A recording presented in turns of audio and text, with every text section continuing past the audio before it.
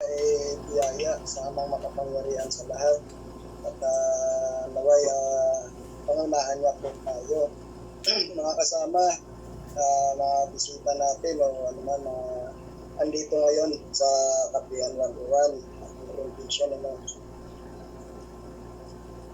amang banal na makapangyarihan sa lahat po, nandito po kami muli na inyong pinagpalooban na nagsama-sama. Hangad lang po namin ang mapabuti po ng aming bansa. Nawa Ama, lagay mo sa puso isipan natin ang kapayapaan, kaunawaan, at higit sa lahat po, pag-ibig ang siyang mangingibabaw po sa amin sa araw-araw. Ama, kayo po ang naway inihiling namin po pag-ibig aming speaker ngayon, pag-ibig ng banal na kapangyarihan sa lahat. Nawa po, pagdating ito, lahat po, naway, inyo pong magpapamabuksan. Maraming salamat po. At aming dinadalangin sa nasampalatayanan sa aming dakilang tagapagligtas na si Kristo. Amen.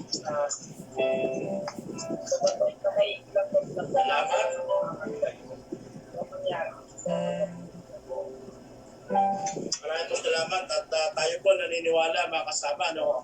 Lahat ng ating mga ginagawa, yung ating mga plano, ating mga gustong gawin ay hindi po ma-realize yan without the presence of God, no?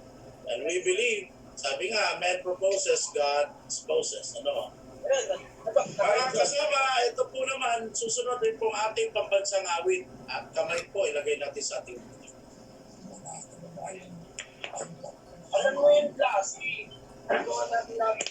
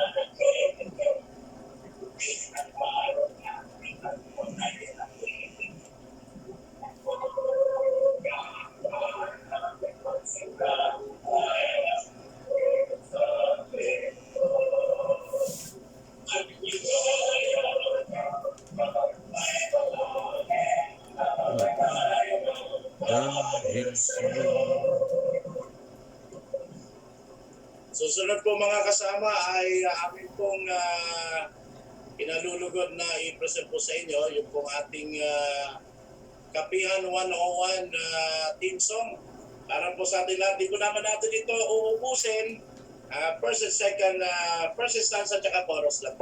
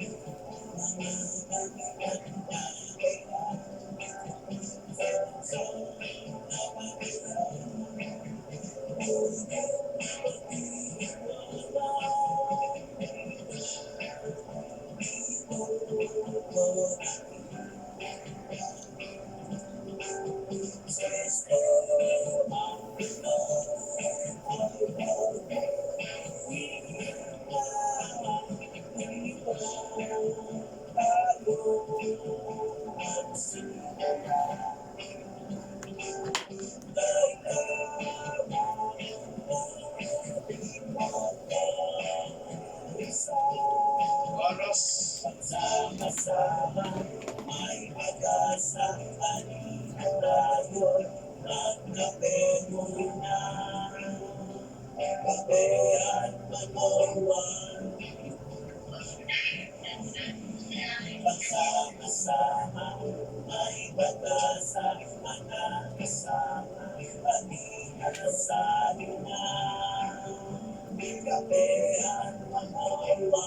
Kapihan 101 po, yung pinaka-chorus makasama, pag sama-sama po may pag-asa. And we firmly believe na kapag nagsasama-sama po mga Pilipino, ay may pag-asa po. Unahin na po natin kaagad. Bago po ako magbigay mga kasama ng ating pong orientation ngayong gabi, hayaan po ninyo na mabigyan po natin ng panahon, pagkakataon, isa po sa mga haligi ng Kapihan 101 upang magsalita ngayong gabi para po sa ating lahat. Nandiyan ba si Mare Marlene Sulayaw? Mare Marlene, nandiyan ka ba? Para mabigyan po natin ng pagkakataon pang opening remarks ba. Mare Marlene, are you there? Kung wala po ay si Bro Dongdong nandiyan ba? Ayan, nako mukhang walang iba, Benson. Ikaw nang kailangan mag-deliver ng opening remarks sa ating mga kasama. At patikimin mo nga sila ng konting inspirasyon, Bro Benson. Magandang gabi sa iyo. Ikaw ulit, paki-unmute ng sarili mo. Okay po, muli mga kasama, magandang gabi po at salamat sa Diyos. Tayo pinagkalubang nga, ikaw nga ng lakas, malinaw na pandinig, malinaw na mata. Ikaw nga, hindi lang matalinaw pati. Mga kasama, gusto ko lang po na umpisahan lang po sa ikaw nga isang kwento. Meron pong matinding aksidente. Siguro dito sa iba nga nakarelate. Yung iba ba naka-attend na ba yan before? Yung iba, lahat na po ba naka-attend na po ba yan before? O ito lahat nandito ngayon bago? May mga ba sir? May mga naulit na ba na nakapag-attend? Okay lang. May naulit kasi ngayon iba. O-taking ngayon Kaya nandito lahat sila. Okay. May o-taking ngayon. Po. Sige, diretso lang. Okay po. Ang umpisahan ko lang po sa isang kwento na mayroon pong maglolo na madalas po sila na magbiruan. At lagi silang nagsusubukan. At itong apo, kanyang sinusubukan po ang kanyang lolo na mahulaan niya. Meron po siyang hawak na ibon. At ito po yung ibon na to, hawak-hawak niya, nilagay niya sa kanyang likod. At yung lolo niya, tinanong niya yung kanyang lolo, na lolo, sa palagay mo, ang hawak ng ibon, hulaan niyo po ito kung ito'y buhay o patay.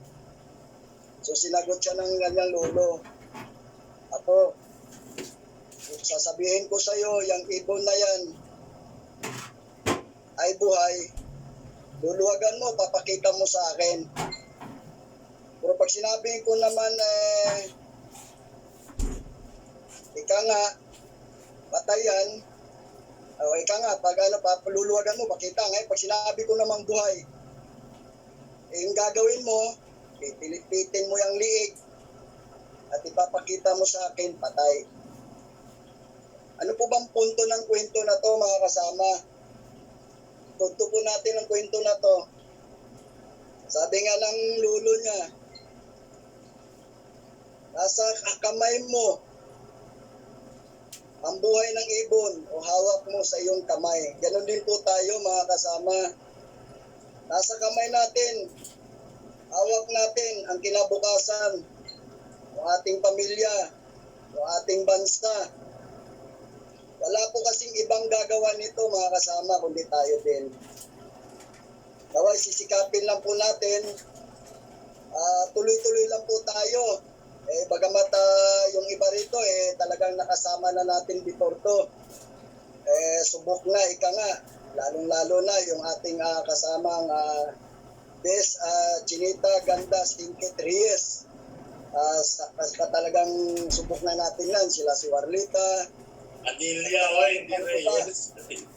opo, talagang kasama po natin yan. Talaga namang ika nga walang bahid na pag-alinlangan na kahit na ika nga nagmalaobin na before yan, sir. Yung ganda niyan, imagine mo, yung piece niya yan, nagmalaobin na. Sa ganda pa naman ng ika nga yung pagkasingkit niya, talagang nagmalaobin dahil sa araw. At talagang ika nga hindi matatawaran ang support. Yung ating mga kasama, sila Warlita, na iba't ibang karanasan po natin yan sa pagsulong ng kandidatura ni Atty. Pincho. Naway po, pakiusap ko lang po sa mga bago. Ang kinabukasan po ng ating pamilya nakasalalay po sa ating kamay. Huwag po natin hayaan na ito'y makawala at sisikapin po natin na tayo po pagsama-samahan natin po ito at naway sa itong gabing to puso niyo po pakikinggan yung orientation ng ating sa pangunguna po ni Sergong Martinez. Hindi ko na ugahan kung patatagalin pa kasi parang maubusan po tayo ng oras. Parang po sa inyo natin. Ako po'y nagpapasalamat una sa Diyos at pangalawa po sa inyo at pinagkaluban po sa atin itong gabi na po. So, salamat po. Maraming salamat, Bro Albenson Abrigana. Mga kasama, magandang gabi po at sa puntong ito. Diretso po tayo, napakasimple po ng flow. Hindi tayo magsasay ng oras. We'll do the orientation. After that, we will have a question and answer portion. And then, bago tayo magkaroon ng outtaking. Ang sinasabi po namin ngayong gabi, pagka nakapag-outtaking po kayo ngayon, ay isusunod po namin yung inyong po mga appointments kagad. Plus yung inyong po mga ID. Kasi ayaw namin na magsabi kayo yung coordinator tapos wala naman po kayong pinangahawakan mula po naman sa Kapihan 101. So gusto lang po namin gawin formal ang ating po mga engagements. Ano? So allow me to share my screen with you tonight so that I could deliver some of the information we needed para po sa ating Kapihan 101, mga kababayan. Diretso po tayo sa ating pong Zoom presentation. Mga kasama, ang Kapihan 101 na ipinipresent ko po sa inyo, ito po ang pangalan ng ating pong organization. Kapihan, kasi po ang ideyang ito ay nabuo po dahil lamang sa isang cup of coffee na nag-uusap-usap ng mga leaders si Atty. Glenn. Alam po ninyo, nung nakalipas po na 2019 ay di mabilang ang mga iyakang nangyari after the election time. Pero ganun nga po daw, ang totoong matapang na tao, hindi po yan sumusuko. Hindi po mali ang umiyak kung kayo'y nasasaktan. Ang mali po dyan kung pigilin po niya para lang sabihin kayo'y matapang. Actually po, ang mga matatapang na tao, masisigasig na tao, umiiyak po sila. Sila nga yung iyakin, ika nga. Pero totoong nakikipaglaban at lumipas man ang panahon na hindi po natitinag. Kapihan 101, aming po pinaka-slogan, pagsama-sama may pag-asa. Napakarami po kasi supporters ni Atty. Glenn. Ang dami rin pong mga nakakakilala sa kanya, pero hindi po natin na-unite yan. Lalo ko tayong matatalo pagka ko tayo hindi united. We believe that by uniting ourselves, magkakaroon tayo ng matibay na arangkada sa darating na 2022. Mga kasama, alam ko po ang iba dito has a background about the fight that we've been through. Mga iba dito nakikipaglaban para sa federalism. Pero alam naman natin, hindi po lumusot yan sa CONCON, sa CONAS, kagi sa People's Initiative. Pinakahuli sana yung revolutionary government. Pero sa totoo lang, hindi inaayunan ni Tatay Digong. Wala siyang sinasabi, Giljan, nakatutok ang gobyerno sa paglaban sa pandemya. Sa matatalo, masabi po natin, matutupad po siguro ang federalismo sa susunod na administrasyon. Sana nga lang ang susunod na administrasyon ay pagpapatuloy ang legasiya ng Pangulong Rodrigo Duterte. Pangalawa, mayroon po sa atin nakikipaglaban para sa OFWs, pero masakit na katotohanan hanggang ngayon, ang ating pong Department of OFWs ay nakatenga. At binalahura, binalandra mga kababayan, inambush ng ilang senador na ayaw magkaroon ng magandang legasiya ang Pangulo sana na Department of OFWs para alang-alang sa mga kasamahan natin ng mga overseas Filipino workers. Kasama na rin po tayo na nakikipaglaban sa hybrid election system. Hindi tayo pinalad sapagkat wala tayong kinatawan na nakipaglaban talaga sa Kongreso para dyan. Meron pong hybrid election system sa Senado, sa pangunan ng Senador Jaime Marcos. But sad to say, naambos na rin po yan ng COMELEC at Smartmatic dahil pumapayag na po silang may Smartmatic pa rin. Naninindigan po ang Kapihan 101 hanggat mayroon pong Smartmatic o Smartmatic dyan, tuloy ang dayaan, may mandaraya sa darating po na halalan. Malinaw po yan. At siyang tunay.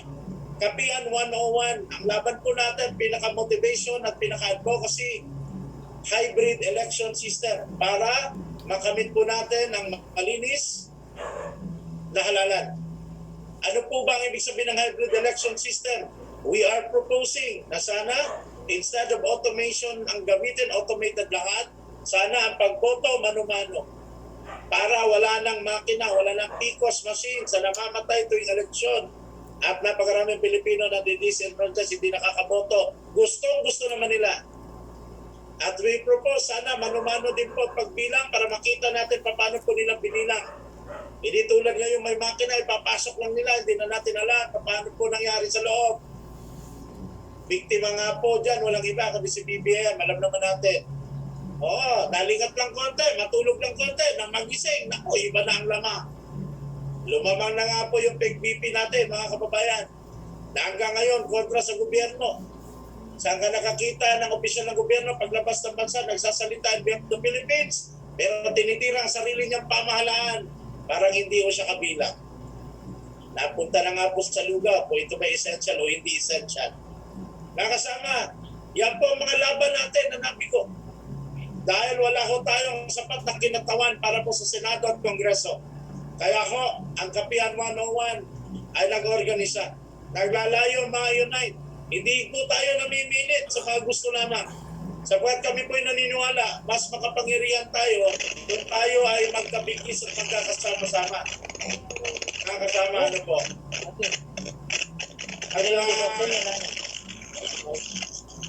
I-ano lang po natin, i-mute lang po natin para po dire-diretso tayo, ano? I-mute lang po natin mga kasama ha. Pagka may bago po papasok, i-mute lang po natin. Okay. Balik po tayo mga kaibigan, mga kasama. Yan po ang Kapihan 101. Laban po natin, hybrid election system para magkaroon ng isang malinis at marangal na halalan. Sino po ba ang nagmulat sa atin dito? Wala pong iba. Si Atty. Glenn Chong po. Ang Kapihan po ay hindi po itinatag ni Atty. Glenn Chong. Ito po itinatag ng mga taong gustong maging senador, si Atty. Glenn Chong. Itinatag ito ng kanyang mga supporters. Sariling sikap, volunteer, ambag-ambag. Walang politiko sa likod, walang negosyante sa likod. Sarili ho natin pera ginagamit sa mga gastusin. Sapagkat naniniwala po tayo, hindi po tayo dapat magkautang kanino man.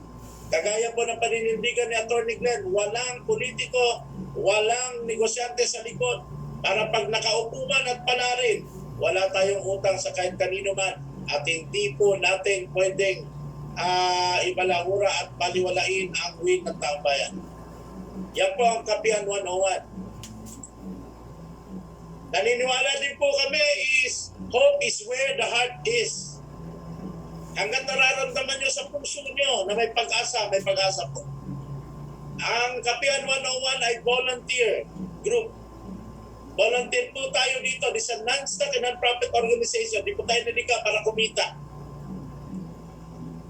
Pero hindi po bawal mag-share ng negosyo ninyo doon sa GC. Kung makakatulong po kami kumita kayo, bakit hindi? Huwag lang po naman puro negosyo sapagkat yun po yung valid GC para po sa ating layunin. Meron po kasi iba, nagsishare sila ng kanilang mga networking. No problem with us. Share konti. Malan nyo may pumili. Meron nakiisa. There's no problem with us. Mag-share kayo about Sara Duterte. DDS kayo, no problem. If you're a BBM supporter, no problem with us. As long as pagdating po kay Atty. Glenn, nagkakaisa po tayo. Volunteer po, wala po sweldo. Kaya kung meron po dyan nag-iisip na baka kumita po dito, pwede na po ninyong sabihin sa inyong asawa at anak, ay mali pala ito ako napasukan. Sapagat volunteer pala dito at wala pala sweldo.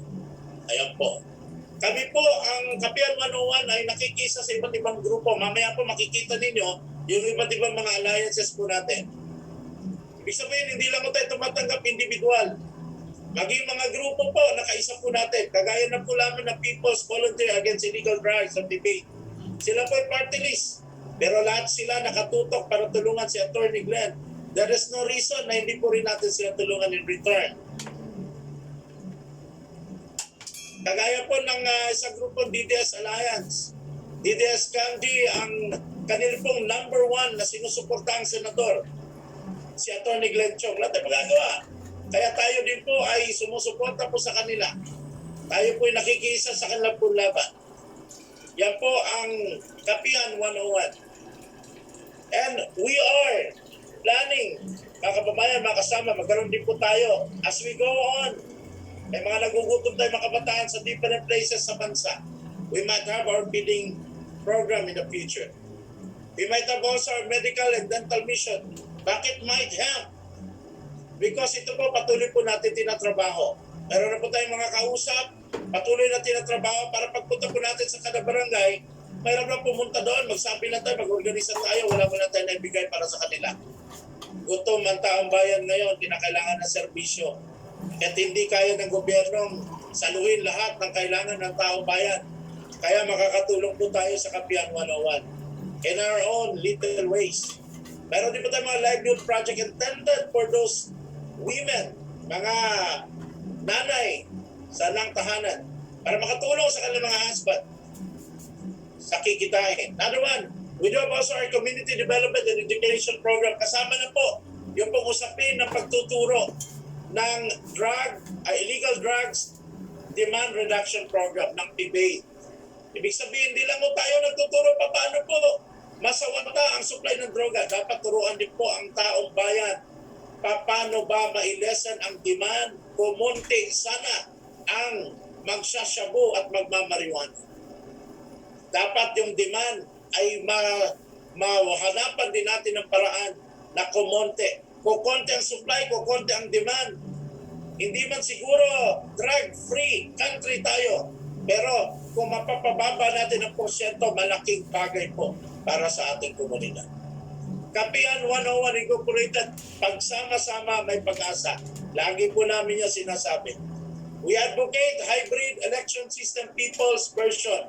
Marami pong version, mga kababayan, ng hybrid election system. Pero yung sa atin, yung people's version, kung di nyo na itatanong, ito po ay naisumiti po sa Kongreso.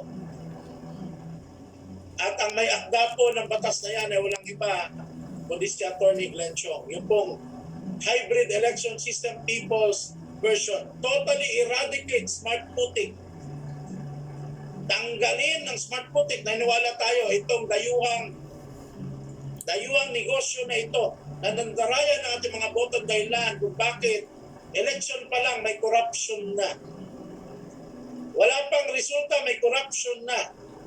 Unang taon pagkaupo ni Congressman, akala mo magsiservisyo, hindi pala. Babawiin po niya yung kanyang gastos kasi nagbayad siya. Second year, akala natin magsiservisyo, hindi pa rin. Kailangan niyang kumita sa kanyang negosyo. Alam niyo, nakakalungkot isipin na mga Pilipino tumatakbong politiko. Pagka nanalo, hindi na po nagiging Pilipino, nagiging mga Korean na lahat. Sasabihin na po nila, magkano Korean? Meron ba Korean? Puro naling Korean yung mga yan. Opo. Ikatlong taon, nakala mo magsiservisyo, hindi pa rin. Kailangan lang maghinap ng pera para may pambayad uli sa smart voting. Yan po ang masakit, nakalulungkot na sitwasyon at kung wala tayong gagawin, tila baga sinasabi natin, we are killing the very essence of democracy in this country. Alam ba ninyo na ang eleksyon ay siyang patunay na ang Pilipinas ay isang demokrasyang bansa? Sabi nga, Fox Populi, Fox DE, ibig sabihin ang boses ng taong bayan ay boses ng Diyos. Paano magiging boses ng Diyos kung dinaraya ng smart voting ang ating mga boto? Kung hindi pa po ninyo nararamdaman yan, hindi lang po para sa inyong mga sarili, kundi para sa inyong mga anak at mga apo. Ito po naman yung mga tao na sa likod ng kapihan, mabuti na magpakilala mga kababayan. Sabi nga, ang nagsasabi ng tapat, nagsasamang maluwag. We have Susie Mandawi Reyes from Hong Kong, Ate Rose Chong ng Kuwait, Ate Marlene Sulayaw ng Macau. We have Dongdong Galanit Puga from Cebu. We have Melvin Ognala from Saudi Arabia. You have me. Serbong Martinez from Davao City. You also have Caroni Dalida ng United Kingdom. We have Sir Bal Ken P. Basaya ng Caligara Leyte and Sir Elbenson Abrigana ng Quezon City. Ito pong siyam na ito ay siyang bumubuo na tinatawag po namin Kapihan 101 National Core Group. Wala pong leader, wala pong nag-iisang leader ang kapihan. Ayaw po namin na merong isang taong nagpapatakbo na magdidikta-dikta. Ang ginawa po namin, siyam po kami. Pag meron pong bagay na pagkakasunduan at kailangan pong pagbotohan, sigurado walang tayo dito dahil siyam po kami. Hindi lang ako isang tao, hindi lang ako, kundi marami. I cannot decide for kapihan alone. I need my core group to decide on the matter. Kaya nakakasiguro po kami, wala po monopolyo dito. Lahat ng mga kasapi dito, pinakita namin ang mga mukha, malalapitan ninyo, makakausap ninyo. At sila po yung matagal na sumusuporta kay Atty. Glenn Chong. Naniniwala po kami sa alyansa, salitang alyansa. Sabi nga ni Chinita, pwede ba maglagay ng tarpaulin sa headquarters ng RAN Sararan ng Kapihan 101? Why not? Kausap ko po kanina yung leader po ng RAN Sararan. Sabi ko, there's nothing wrong. Why not? Ito po naman yung mga grupong alyansa po natin, mga kababayan. We have, i-ano lang po natin, i-mute lang po natin yung ating mga mikropono. Para makadiretso po tayo. Na-mute na po. Sensya na po ha, kailangan po natin i-mute para magkaunawaan po tayo. Mamaya ko po titingnan yung pong inyong mga message po dito, huwag po kayong mag-alala. Pag-uusapan po natin yan. We have Maharlika Circle, NAPI, CIS, AGC, ayan. At marami pa po mga grupo. Kayo na po tumingin mga kasama, yung SEAT, yung Senate, yan po yung ating mga kalyansa. Paano po ba maging bahagi at maging kasapi ng kapihan? Ito po yung sample ng aming kapihan membership form. This is free to be given sa inyo. Hindi lang po kami makag-imprenta ngayon dahil pandemya. Kaya pinapadala po namin sa messenger mga kasama. Kailangan po ninyong i-fill up yan para meron po kami datos. Sa baba niya nakalagay po yung panunumpa. Later on, babasahin natin yan mamaya mga kasama ko. Para po tayo manumpa ng katapatan sa Kapihan 101 na isulong ang kandidatura ni Atty. Glenn. Another one, after po kayo mga panumpa, we will be giving you this example ng ating appointment letter for every coordinator po na mayroon tayo. Ito po yun. Everyone po, kaya kailangan po yung kompletong pangalan po ninyo para po kompletong pangalan din ang mailagay natin. Ito po naman ang isang panawagan namin na lunch just this morning. Ito pong hashtag K101 Run Glenn Chong Run. Kasi po hanggang ngayon, to tell you frankly mga kasama, undecided po si Atty. Glenn. Kung ikaw ba naman dadayain, hindi ko pa magiging undecided. Pero malayo pa po naman ang halalan at may panahon pa po naman. Gusto lang po natin na palakasin ang loob ni Atty. Glenn at tayo nakasuporta sa kanya kaya nananawagan tayo ng Run, Glenn Chong Run. Ano man? Sa lahat po ng mga mag-organisa po ng Kapihan 101 sa inyo po mga lugar, meron po kaming core structural sheet na pinamimigay. We only need 15 people in each barangay. 15 lang po. Meron po tayong 42,036 barangays. Loobin ng Diyos, makompleto po natin ang mga barangay na yan. Nagsisimula lang po tayo sa 15 mga opisyal sa bawat barangay. At ang 15 yan, we are inviting them na bawat isa po ay maghilap din po ng 10. Para pong way of leverage ika nga. Para lang networking, mga kasama. Siyaro, wala kayong kakilala sa 10 katao. We can give forms like this. Ito naman ang magiging mukha ng barangay structure natin. This is a sample of my barangay structure. Bawat purok po, itong mga mukhang ito sa yellow, ay may mga nire-representang purok. At nagkaisa po mga yan na pumili ng kanilang mga officers. The chairman, myself, I was chosen as a chairman. Ilalagay po sa pula, siya po lahat ng mga officers nandyan. Ang tawag po namin dito, Barangay Core Group, mga kasama. Huwag kayo mag-alala, may forma po yan. Ito naman ang mukha niya pagka ipinlock na natin. Ayan, nakalagay na po yung lineup.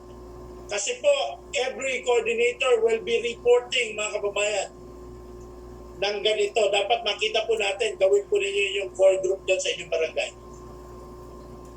Ang amin po istruktura, mga kasama, mula barangay hanggang taas. Hindi po kami nagsisimula sa taas pababa. We started from grassroots, ika nga, from the barangay level to the municipal or city, then to the province, then to region. Meron pa kami dinagdag, yung per island. Inati po namin ang Luzon, Northern Luzon, Southern Luzon. Separate ang Palawan. Isa lang ang Visayas and Northern Mindanao at Southern Mindanao. Para pong federalismo na rin ang ginawa natin dito sa Kapihan. At kung kayo po ay may grupo, halimbawa, ganito po magiging mukha. If you have a group, libre po itong design, ipapagawa po namin para sa inyo. Kung wala po kayong grupo pero nasa isang lugar kayo, halimbawa kayo po yung taga Santo Tomas, Pampanga, we will put here the name of your municipality or city. Yan po ang sample design. Yan. Nakikita naman ninyo. Kalyansa po natin pala yung Kabalikat Civicom ng Visayas. Ito naman po yung design ng t-shirts natin, mga kasama. Madali na lang po ito. You have Kapihan 101 like this. If you want to have this, pwede rin pong ganito. We can give you the design, mga kababayan. Pwede na po kayo magpa-imprinta. Kung hintayin nyo po kami magbigay sa inyo, hintayin lang ng konti kasi mukhang matatagalan. Ito naman po yung coming program natin, yung ating K101 Live on Cue. Tsaka po natin i-announce sa channel. Pero magkakaroon po tayo ng libreng TV program, mga kababayan. Yung po, tama po na rin ninyo, TV and radio program. Lalabas po tayo para po, kasi nakita po namin, kulang na kulang tayo sa advertisements noon. Para po sa plataforma ni Atty. Glenn, kulang tayo, wala. Tapos tayo. Kaya naghagilap tayo ng paraan na kahit papano lalabas tayo sa TV, lalabas tayo, makikinig, mapapakinggan sa radyo. Para makatulong po sa pagpapailan lang ng pangalan po ng agency. Marami po salamat. Yan po ang kabuuan ng maikling orientation, mga kasama ko na nandito. At sa puntong ito, ay binubukas ko po yung pagkakataon na kayo po'y makapagtanong. At ang pwede po sumagot sa inyo, nandito, we have, yung sa National Court, we have Marlene Sulayo, Melvin Obyala, Elbenson Abrigana, myself, sino pa ba nandyan na kasama natin? Andiyan ba si Bro Dongdong? Sige po, yan lang po. At meron po tanong dito, bisa po natin kaagad dito po sa ating chat room. But in order for hybrid system of election to be implemented, we need a lawmaker to sponsor a bill. For the lower house and senator to sponsor a bill in Senate. Is it achievable for the 2022 election? Considering that the time is so short. The prompt answer is no, not anymore. Di na po. Kapos na po tayo sa oras. Di na po talaga. Even si Atty. Glenn ang tanungin, malabo na po. Kasi sa Senado, patay na po, inampos na. Meron pong hybrid election dyan. Pero napag-usapan po nila, Tito Sen, Smartmatic pa rin ang gamitin. Wala na. Pagka may Smartmatic, wala pa rin po yan. Doon naman po sa lower house, 8 po actually ang hybrid election doon na isinumite. But sad to say, wala man lang isa ang lumusot. Yan ang masakit at masaklap na katotohanan. Another question, is Kapihan 101 in favor of preserving the lives of those drug users and drug pushers, thus giving them the due process and give them the opportunity to be transformed and be useful and be participant in nation building? Opo naman. And that is the very reason why we have an alliance with People's Volunteer Against Illegal Drugs. Bakit po? Kasi ang PBAID, ang kanila pong layunin, hindi po tulad sa gobyerno. Sa gobyerno po kasi ang nilalabanan ng supply. Cutting short the supply. Yan ang gobyerno. Pero sa PBAID po, iba. Sabi po ni Colonel Rodrigo Bonifacio, ang laban ng PBAID is demand reduction. Pupunta tayo doon sa mga kabataan na gumagamit po nito. Sa pamilya pa lang, sa mga kabataan, doon po tayo sa komunidad. At hindi po tayo sangayon na patayin ang mga nagdodroga. Ubos ang tao. Napakaraming mamamatay kung ganon. Pagdating naman po sa pusher, pag lumaban, bahala ng gobyerno. Pero pagka nagbagong buhay, magpapareha. So, nga po pala sa problema ng rehabilitation center, yung Dallas. Because meron po tayong rehabilitation center sa Cebu that can cater those drug dependents. Huwag po kayong mag-alala at tayo po ay lumalaban sa droga, pero hindi po lang doon sa supply reduction, kundi kasama po yung tinatawag na demand reduction, mga kasama. Sisimulan ko po yung kung kayo po may tanong, pwede po kayong magtaas ng kamay. Huwag lang po sa verbal, itaas yung ganon. Tingnan po natin sino pong magtatanong. Para po mapagbigyan po natin. You have question, makasama. O start na po yung open forum po natin. Clarification. Tanong, pagpapaliwanag pa partner, you tell me, you tell us, para po mapagkaisahan po natin. May mga tanong po ba? Pwede po ba mag-request, paki-open po muna ng inyong pong inyong pong mga video, mga kasama. Para makita po namin inyong kaganda at kagwapuhan ngayong gabi. Pakibukas po please. Kahit mandilim, okay lang po. May question po ba tayo?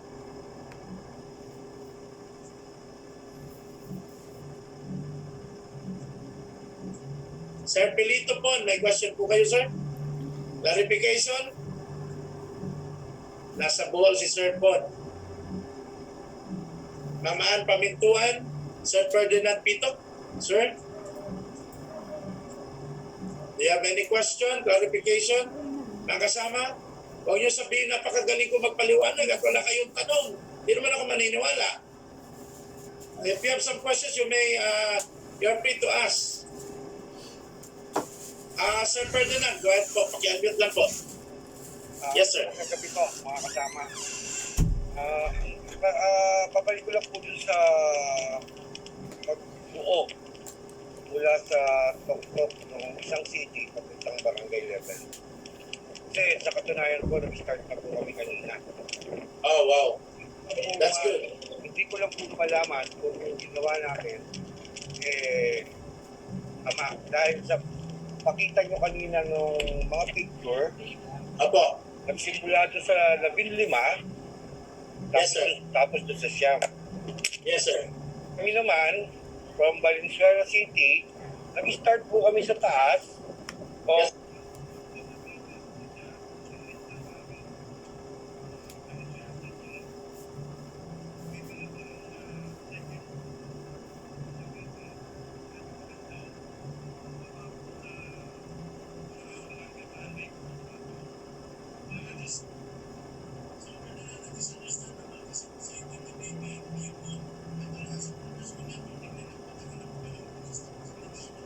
Testing. Right.